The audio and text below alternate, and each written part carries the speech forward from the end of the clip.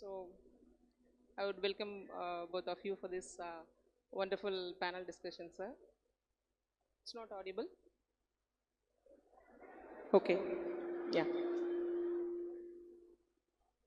So first, Sir Bhushan, sir, I would like to uh, brief about discuss about the investment in the primary health care, like in health financing in Tamil Nadu and in India. Then what is the status? So what is the status of health financing in Tamil Nadu and in India, and its impact in reducing the out-of-pocket expenditure and the gaps in delivering the primary health care, sir. And your experiences and expertise where you have visited in other countries. And for Madam, yeah. So we would like to hear from you, because where we have limited budget, how can we prioritize it? So how can we set our priorities and maximize the health outcomes? And the data needed for HTA and about HTA, and what are the key elements in the good priority settings? All this, we need the inputs from you, ma'am. Thank you.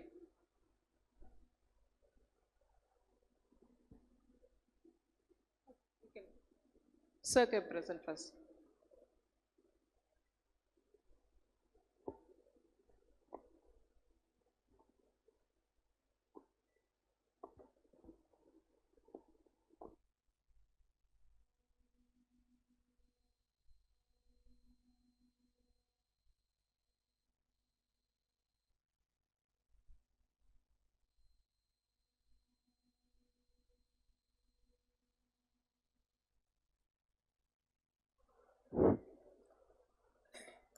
So, very good morning to all the participants. First of all, I would like to thank Dr. Selvaji who could not join today because he is out of station. Our beloved Director Public Health who has just taken over, Dr. Soma Sundaram, a long-time friend of mine, and the whole, public health professionals of Tamil Nadu. Most of them I know very closely, and also the panel member and also the panel, coordinator ma'am, for giving me this opportunity. In fact, Tamil Nadu is the only state in the country who is conducting, such public health sessions since last 4 or 5 years continuously with a prospective vision where with a focus to the young generation and building their, concept, future thinking and prospective, planning aspect. So it's a great endeavor and I am greatly thankful to the state for this. Now, today's topic is very important given to me. So, what I would like to deliberate today is, first of all, I would like to showcase you what are our goals, and then if these goals are to be achieved, what we did in past to achieve these goals, and how now we should also do, and for achieving these goals, do we have adequate funding, and if not, how we need to approach it. So this will be a sort of approach of my presentation. So what we can see very clearly is our national health policy commitments, the SDG goals, the universal health coverage goals, and also creating a resilient health system, be it RMNCHA, non-communicable disease or SDGs, but along with that also how to reduce the out-of-pocket expenditure. These country goals can only be achieved if the states achieve. And Tamil Nadu will look forward always, Kerala will look forward always, because your achievement is not the achievement of achieving the goals. Your achievement is achieving beyond the goals. And you have always done so. It's not that you have not done so. So how do you achieve your goals beyond what are the goals and targets is the important point to deliberate. You can see all of you sitting here in this room, all of you know how you reduced MMR, NMR, TFR, IMR, and it has always been reduced beyond the achievement, beyond the goals. It was accelerated achievement of your goals always.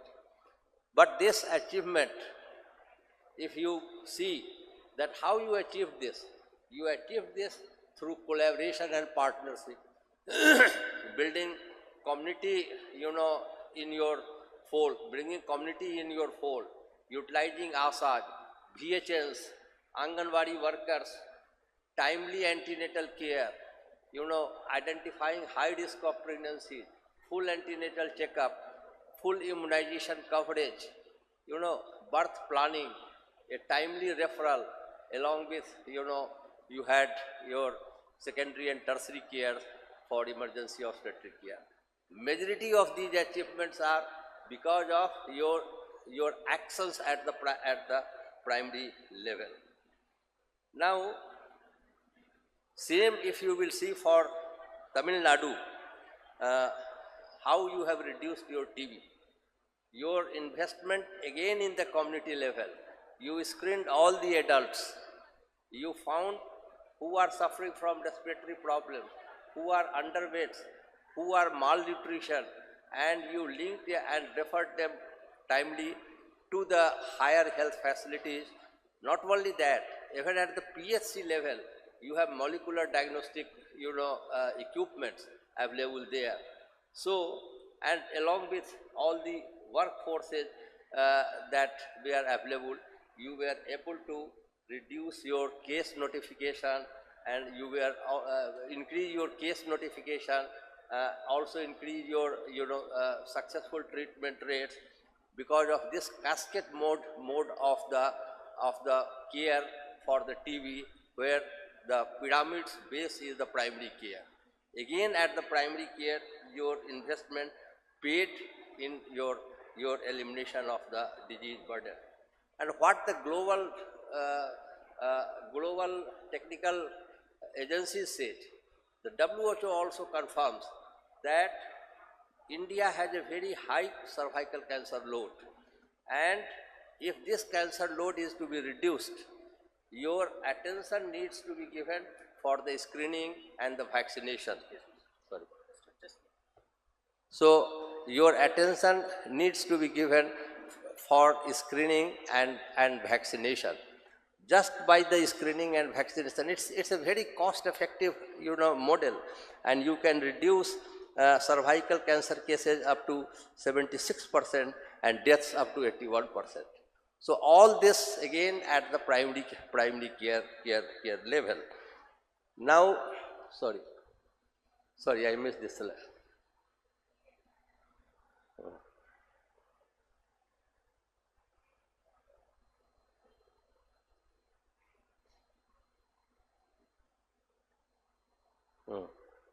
Correct.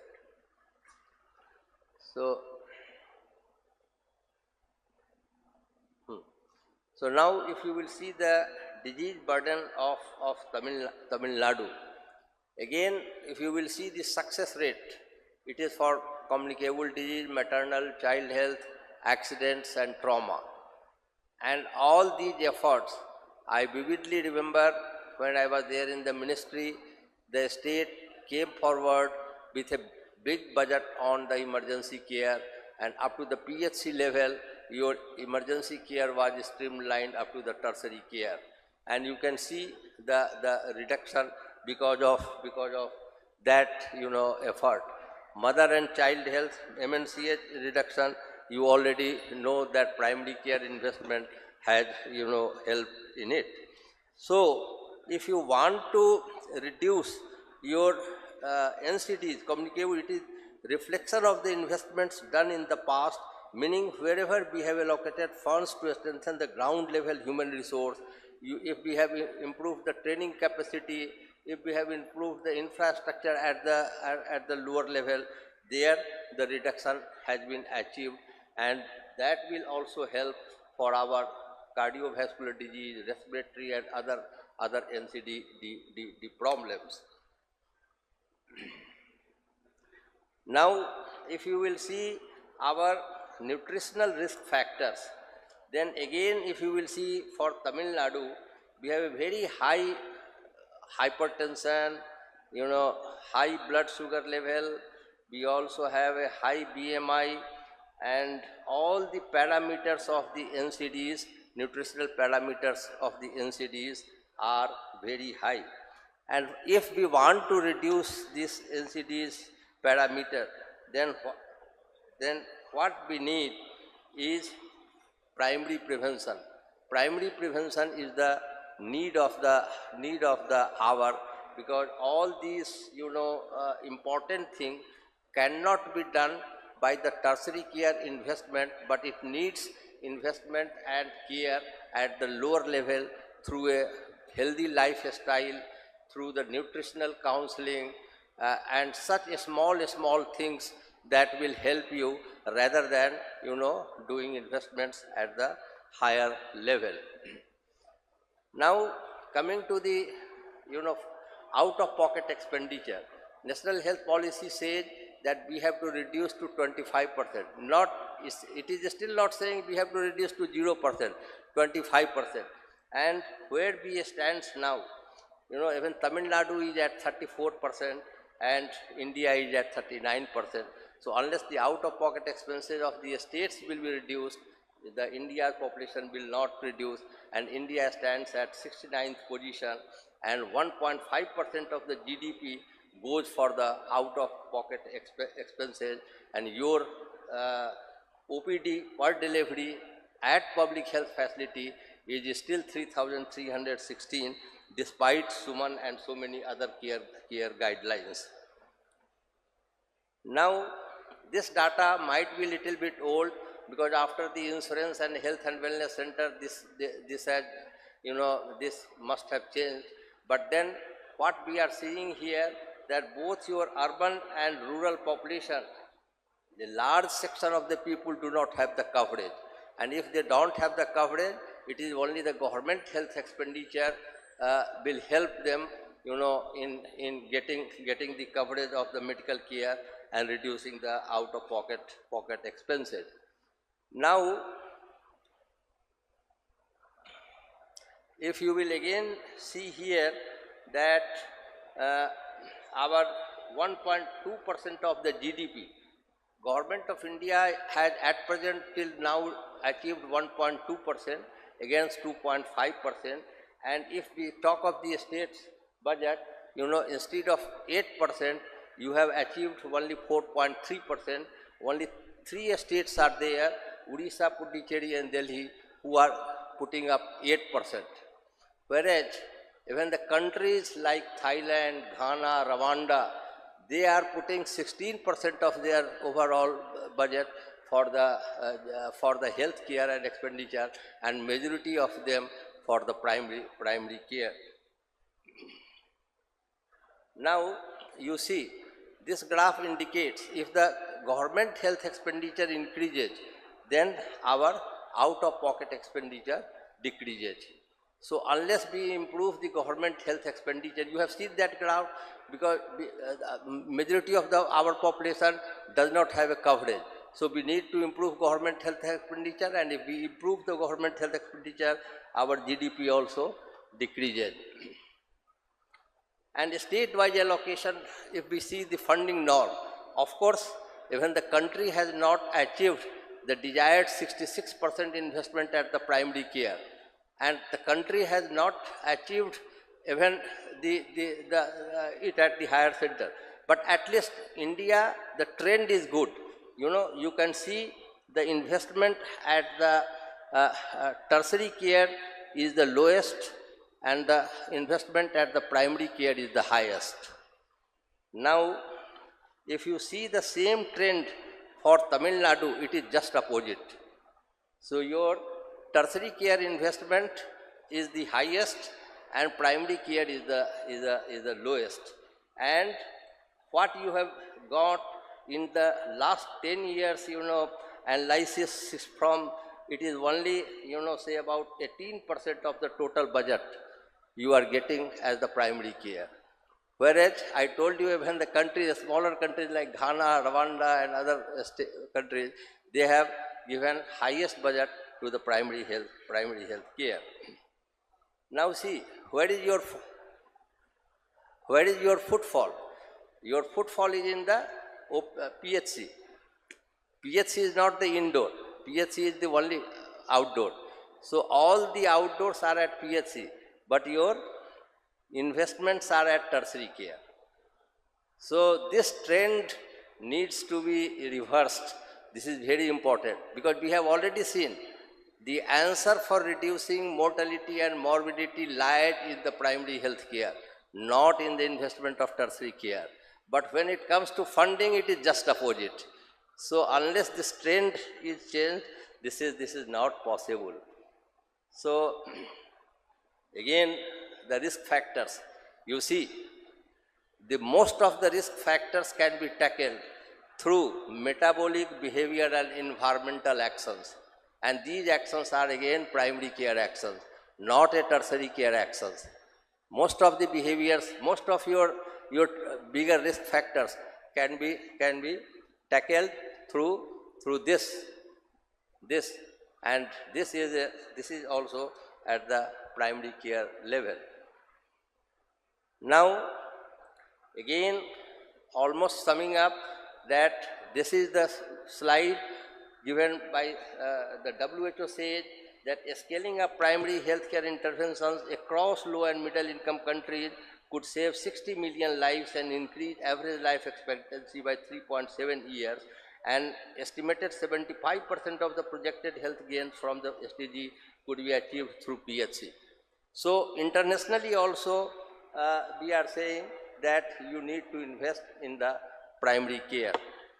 And if you see this slide, this is a self-explanatory slide that whether you want, cath labs or you want change of the lifestyle, healthy food, yoga, exercise. So all the major disease burdens can be tackled through the simpler things rather than, going to the clumsy problems. Now we have the gaps in health system. I am not going to deliberate much on it. You know your gaps. On the one hand, even the poor countries like Ghana, Rwanda and Thailand, they have invested more in the infrastructure and human resource at the primary care, but our infrastructure at the primary care is still not yet complete. And yesterday, I visited a medical college, informally I went there, a 2,000 bedded hospital. So do we expect our rural people all to walk to the medical colleges? This is a point for pondering. Now, finally, if you see our approach, so patient-centric approach with approach towards the community, infrastructure, human resource and finance with an overall health plan will help us achieving our universal health coverage goals, because district health action plan is the central, district should be the hub, and we don't have the district hospitals, or if at all we have, people are not knowing. So unless the district is the hub and whole primary care from the district to up to the down below is governed by this community based approach is not there, this is very, very difficult for us to achieve. So in the last, I would only like to say, to accelerate the reduction of disease burden of the state, it is pertinent to invest more in health and prioritize primary care. That is all. Thank you so much. Sorry for taking some more time.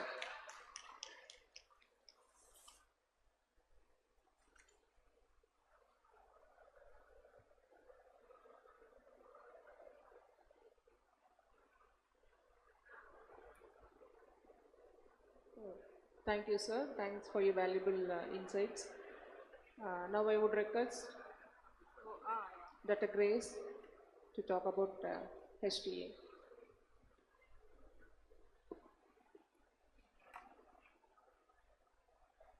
No, this is the old slide. There are other slides that I sent later on. This is the old presentation. While you load, I can speak while you load, but let me wait for the next. There's a new presentation I got. Good morning, everyone. This is the old presentation. I sent a new one. This is not the old. This is not the new one. This is the one that I sent yesterday. Good morning, everyone. My name is Grace Achungura. I lead the health systems strengthening work in the WHO country office in India. While they set up the right set of slides, I will just preface my talk by first of all congratulating Dr. Soma Sundaram, Director Public Health, for a well-organized conference. It takes a lot of work to put together something like this, so I want to congratulate you and your team. I also want to congratulate the state of Tamil Nadu on the progress that has been displayed here. You are one of the states that not only India looks up to, but many countries in the world look to learn a lot from what you are doing. So I just want to use this opportunity to encourage you to keep doing what you are doing. The other thing is, it's an honor for me to speak at this meeting, and I do not take it lightly. WHO is very honored to partner with the state of Tamil Nadu in the implementation of your efforts towards improving health and well-being for the citizenry of your state, and so I'm glad to be here. I'm going to be speaking about priority setting in primary health care, and I will preface it by remarking, reflecting on the presentation that Dr. Bhushan has made. As you can see, at the beginning of, in 2017, the government of India made some aspirations on things that they wanted to achieve for health. And one of the things was they wanted to improve spending on health up to 2.5% of GDP. As we have seen from the slide, we are in 2025, but the latest statistics show us that it's only 1.8% of GDP that the government has managed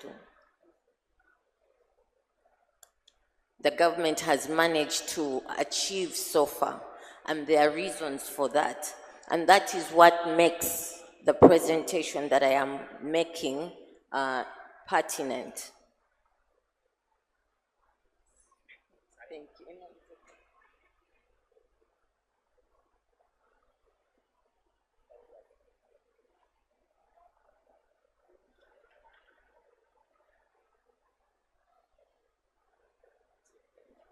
First of all, can you all hear me?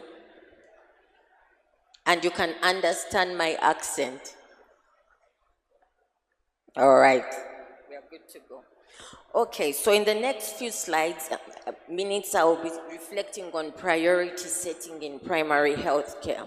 And I will first start by defining what primary health care is. I will also talk about what priority setting is and why it is essential. I'll touch a little bit on the different methods, but I'll focus on one. We'll see how it has been applied in other countries and what it has enabled them to achieve. And we'll also look at what has been done in India and what India has been able to achieve therein. So in 2018, the world had another meeting on primary health care in Astana in Kazakhstan, and many of the world leaders, including leaders from India, the Minister of Health went, and they were reimagining primary health care in light of universal health coverage and the SDGs, what it means. And that was because the way different countries were implementing primary health care was not up to the mark. In some cases, it was being selectively implemented, and so they needed to have a holistic definition, and this is what was proposed. So primary health care is a whole of society approach to health and well-being that is centered on the needs and preferences of individuals, families, and communities. It aims to organize and strengthen national health systems with the particular aim of bringing services closer to the communities and the individual, enabling access, equitable access to essential services. There are three main aspects that I want to emphasize here. One is integrated health services. So it's not enough to have a primary care level, a secondary care level, and a tertiary level. These must be integrated. They must speak to one another. In addition to the community level, and that's where community empowerment comes in as a second pillar of this approach. The engagement of the communities is very essential. And lastly, a multi-sectoral approach that is addressing the social determinants of health like water and sanitation, education, nutrition, that affect health and well-being. And so primary care is different from primary health care, and it's important to emphasize it. Many times when we speak of primary health care, people immediately go to primary care. That's different from primary health care. Primary health care is broader. Now, as Director Sir presented earlier, there are many things that have come up. Digital health, mental health, communicable diseases, non-communicable diseases, injuries, climate change, COVID-19, different pandemics. The needs are immense. And as we had seen earlier, like we saw from Dr. Bhushan's presentation, the government committed to 2.5% GDP. Whether that would have been enough to meet the needs for primary health care or health in India as a whole remains to be seen. But even that we were not able to achieve, as the data he presented and the one I'm presenting shows. And that is because resources are finite. There is scarcity of resources, and because of scarcity of resources, therefore then it is important to rationalize how these resources are distributed. So priority setting is important because it is a systematic process and a deliberate process that recognizes that resources are scarce, and therefore decisions need to be made on what health interventions you finance, what services, and for whom you are prioritizing these resources.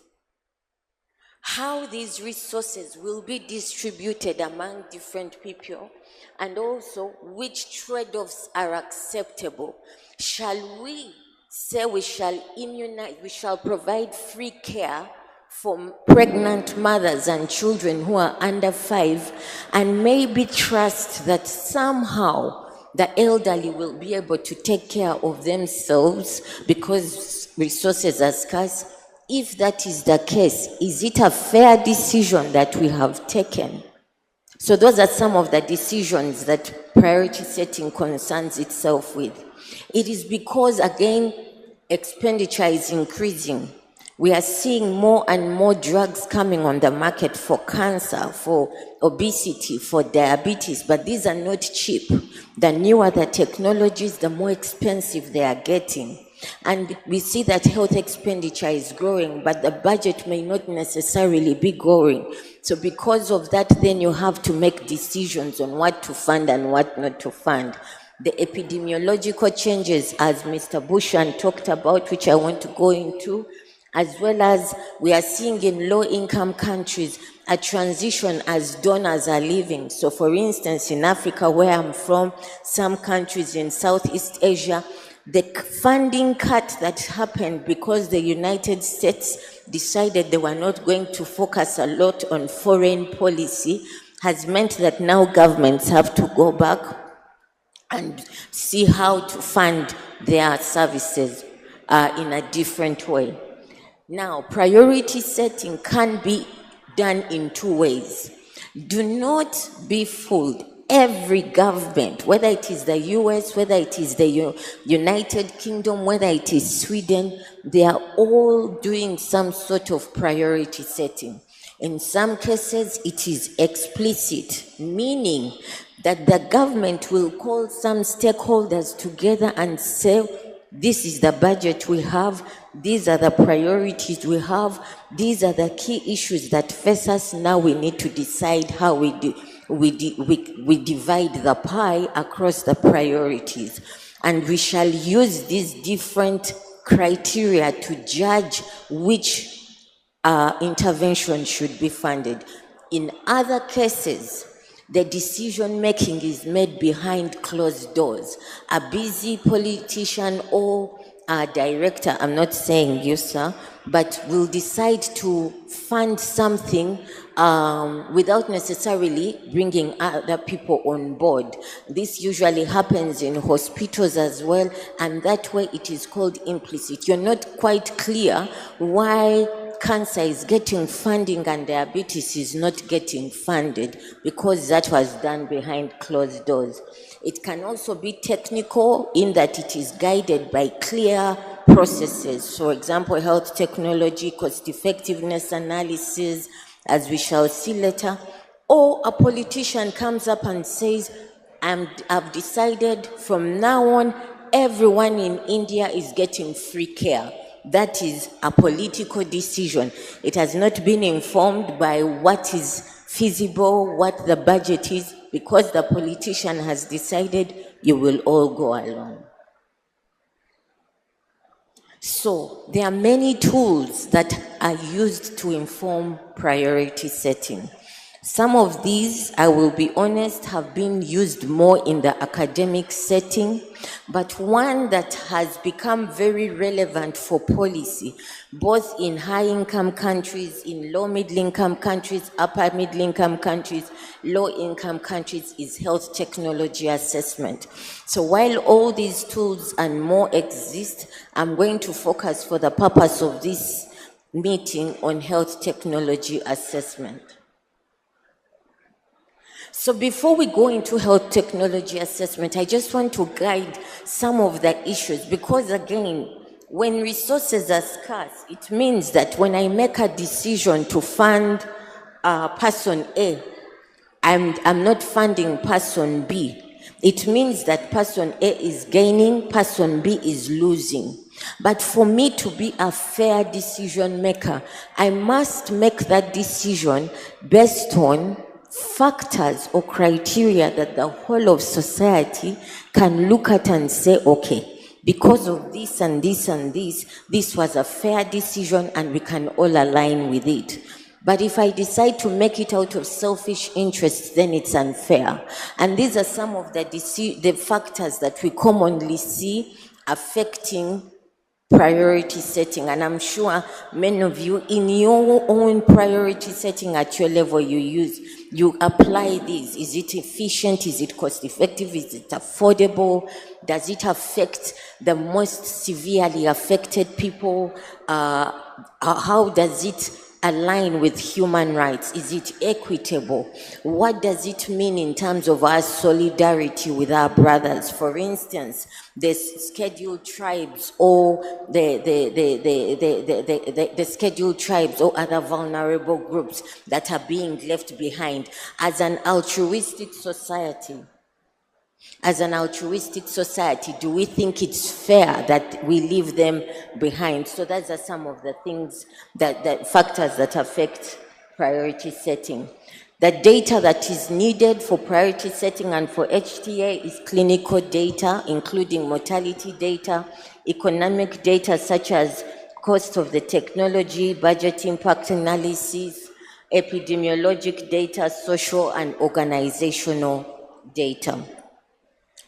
The elements of a good priority setting is that it should be transparent, clear, there should be good stakeholder involvement, everyone who should be at the table, including patient representatives are at the table, it's evidence informed, it's ethical and equitable, and it should be feasible. So when it comes to health technology assessment, it is designed to determine the value of health technology, inform policy and decision making, and serves as a bridge between research and informing policy. It's multidisciplinary, policy-oriented, ideally should have a system lens, and should support UHC. So I'm going to give a few examples of where it has been applied. In Thailand, which in this region has attained a high level of maturity in the adoption and usage of health technology assessment to define the packages for PHC for secondary and tertiary care, where they have used it, it has resulted in high cost savings. So they used it, for example, in determining the cost effectiveness of tenofovir for treatment of HIV, oxaliplatin for colorectal cancer, and more. And when they used that method to determine the price of the drugs that they were going to purchase from the manufacturer, the government was able to realize a lot of savings compared to what they would have gotten on the market. In Australia, they use it to determine the list of drugs that will be reimbursed in the health insurance scheme. And when they have used it, it helped them to switch medicines for biosimilars for infliximab and externab, which saved millions, and similarly they were able to remove one drug that was not cost effective. The same was done in Brazil with significant savings, as you can see. In India, India has established the Department for Health Research. It has 9 regional hubs and 19 resource centers, of which one of them is in Chennai in Tamil Nadu.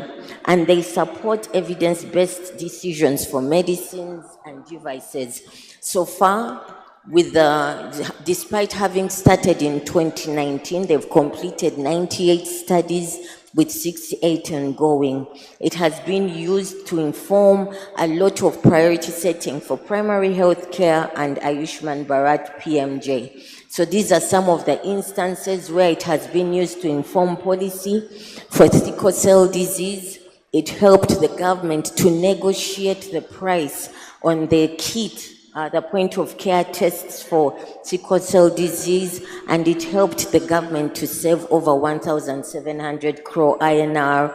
Similarly, for safety engineered syringes, it helped also result in some savings in crores as well. We also used it in Tamil Nadu. There is a new testing for hearing that was implemented not only in Tamil Nadu but in other states, and this kit was subjected to HTA, and it was found to be more cost effective than what was being used before.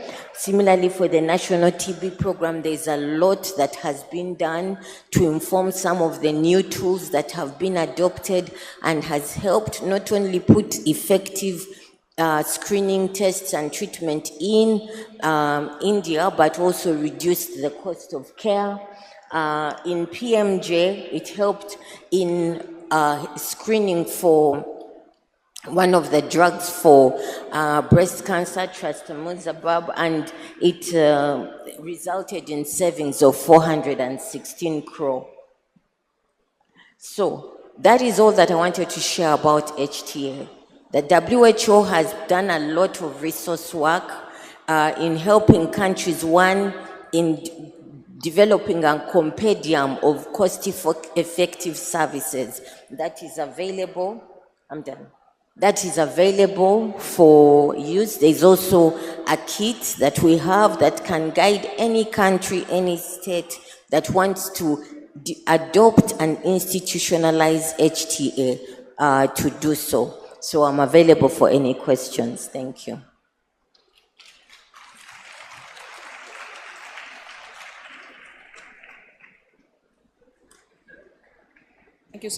Thank you so much, ma'am, for your insightful contribution in today's discussion. So to summarize, any doubts? Any queries?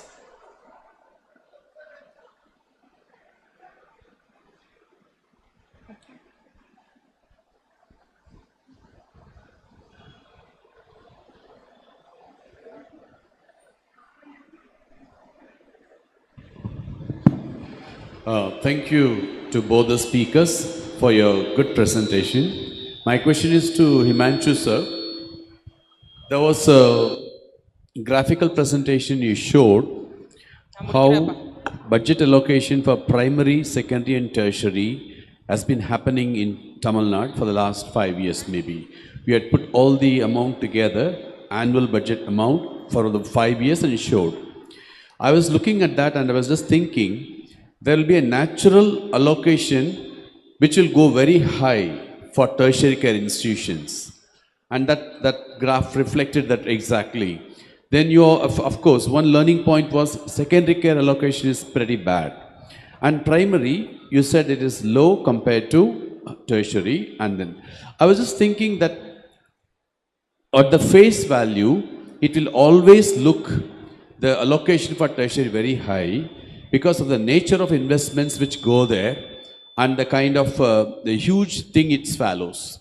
So I was just thinking, if sir can drill it down a bit and tell us, for primary care, what should be a reasonable proportion of allocation, either at national level or at state level?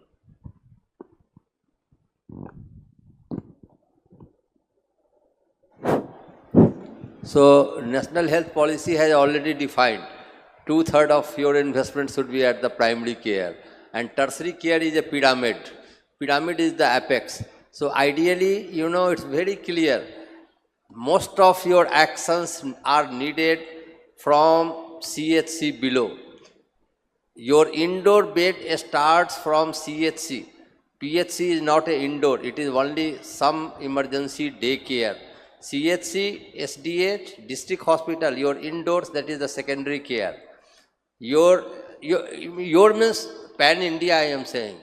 The district hospital should be hub for all the specialty care, and the tertiary care should be only the complicated specialties plus, super specialty care at the tertiary care.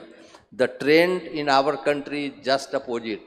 You go and see medical colleges have so much rush, and primary and secondary care there is no demand.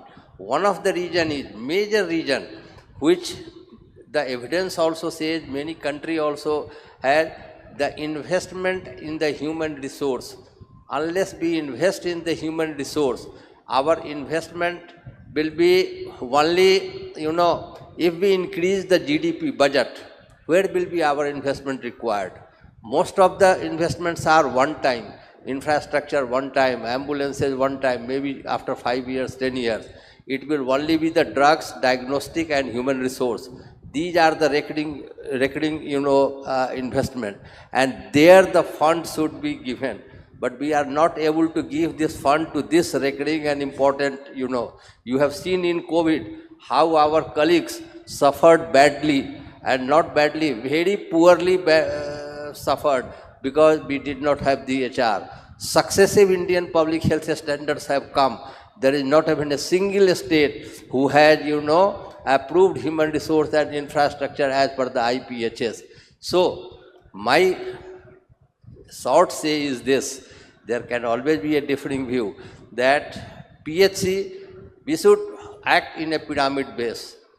PHC and the HWC, community-based care, is the base of the pyramid, where all the human resource and community-based approach should go. Secondary care is your indoors and tertiary care should be only super specialties. So that is all my say. Thank you. Thank you. Very good question, sir. May I just also briefly respond to your question? I think that is where some tools like HT also come in, costing come in. I think you cannot plan when you don't know what resources you need. Ideally, a good costing should be done, and I know that DHR has done some work on this, although it has been largely for the district hospitals and above. But ideally, a costing across the health system that enables you to see the costs for primary health care, the costs that then would now be for secondary and tertiary care, would also be good to know that even if I am spending 50% on tertiary care, when I look at the relative cost, the 50% is warranted. You see what I mean? Yeah, so it's important to do a costing, but if you are, if a government is, and I'm not saying that's what India is doing, but if a government is all the time budgeting without that understanding of what the needs are at all the levels, then you will have that kind of skewed distribution. So you can't do away with the quantitative element.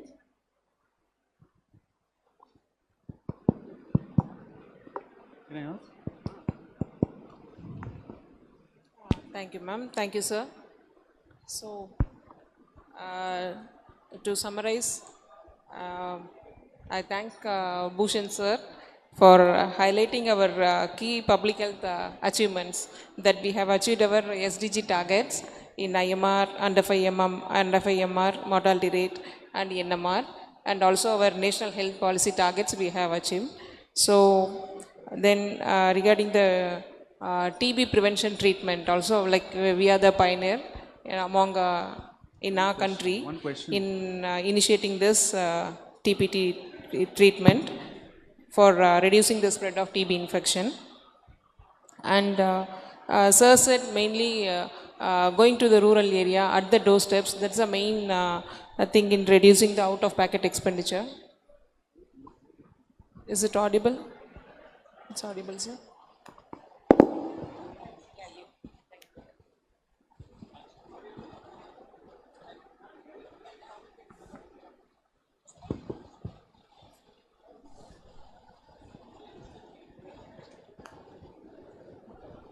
And also sir said that primary prevention is the need of the hour, and of course we are doing the cancer screening. So to all the medical officers who are over there, early diagnosis at stage 1 reduces the mortality risk by 6.7%.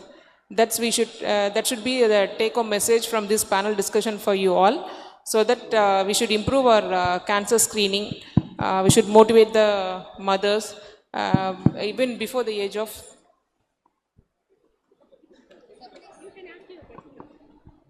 We have a query from the audience. Hello, sir. Hello, ma'am. This side. Yeah. Am I audible? Hi. So you mentioned on the slides that the ASHA workers, that is the frontline health workers in India, they cover over 1,000 population, but they lack certain training.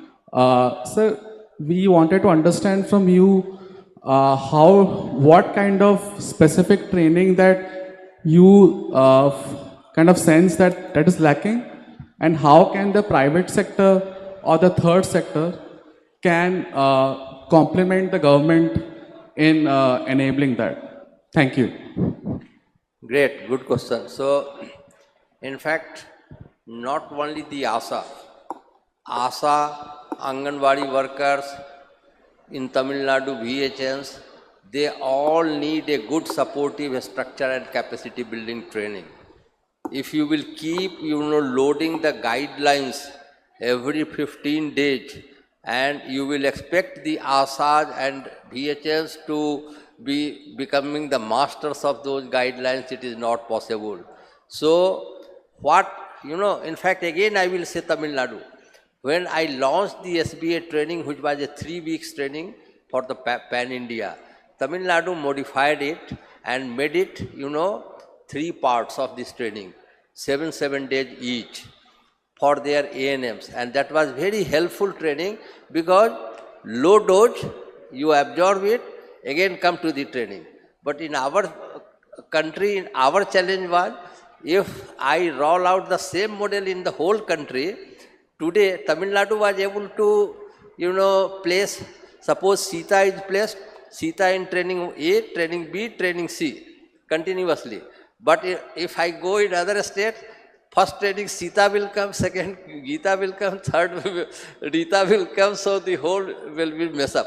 So anyway, so what I am trying to convey the message is that this low dose training with a good mentorship and supportive care is the key for the community level workers, be it ASA, be it Anganwadi workers, be it VHLs or ANMs. And therein, government alone will not be able to do it. They should certainly seek public-private partnership like self-help groups, NGOs, and many other models who are locally available. In Jharkhand there are the models. Even in many other states there are the models who have successfully undertaken these trainings and they were very helpful. So that type of training is needed for Tamil Nadu and for the country.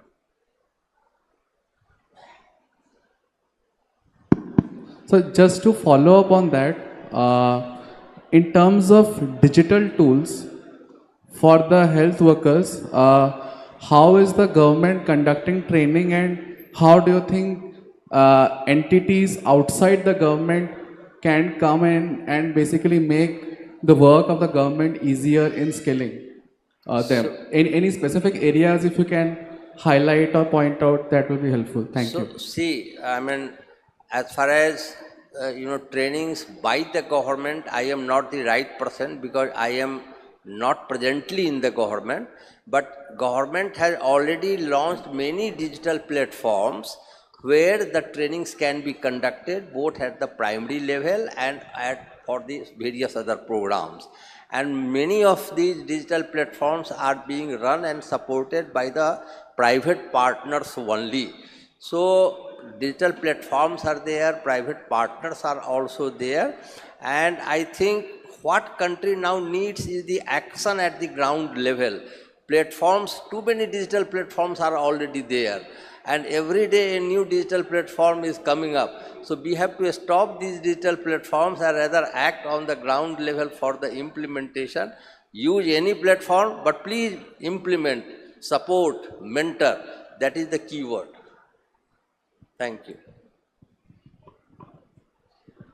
Yeah, thank you. Just to maybe compliment, in terms of private sector, I think there is a big role that the private sector can and is already playing. So for instance, I know there is a foundation, please forgive me if I don't say the name right, Nandelini Foundation. It's one of the philanthropic partners.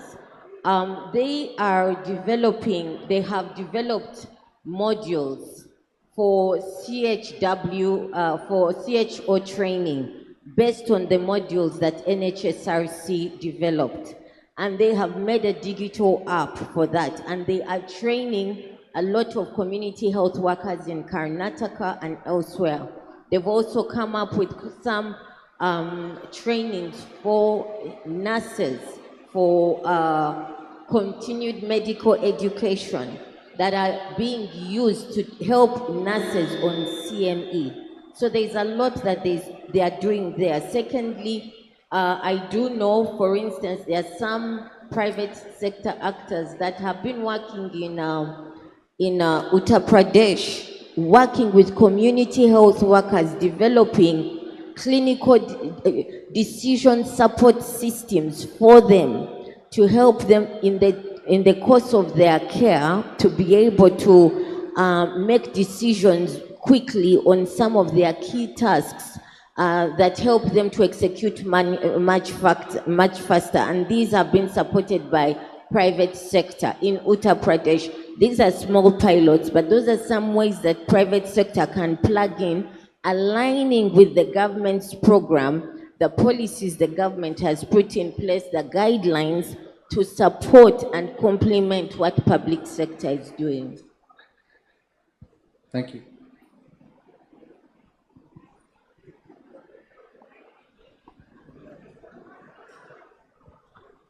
So, to summarize, already I said screening of cancer service, that our medical officers should keep it in mind. And Sir said SDGs can be achieved by investing mainly in the primary health care. So, we policymakers and NHM officials are there. So, we should take care of that. And for the doctors, burden of lifestyle and nutritional risk is more in Tamil Nadu. Overweight and consumption of alcohol among the adolescents, that's the main concern. And increase in diabetes, hypertension patients are more. So all this we need to take care of that. Then for primary health care, the sector-wise allocation for the primary health care is very less. He said only 18%. That has to be increased at least up to 60%. And because we are getting lowest allocation to the DPH, so that also we program officers need to take care of that. While preparing the proposal. Then, so that's all. Then Madam, she said there should be equity, and while planning, prioritizing, we should give priority to the disease burden, and we have to maintain the human rights also without any discrimination. All that, and then key elements, main key element is to be, there should be a transparent, and we are already doing the screening for hepatitis B and C at the PHC. So these are the low-cost interventions. So then, finally, as lack of time, those who have any other questions, please we'll give the panelists mail ID. You can mail to them and you can get your answers. Finally, I would like to extend my gratitude to our panelists for their time, valuable time, sparing their valuable time and giving their valuable insights. Thank you. Thank you, dear speakers, for your insightful and thought-provoking words. I request our Director of Public Health and Preventive Medicine, Dr. A. Somasundaram sir, to felicitate our speakers.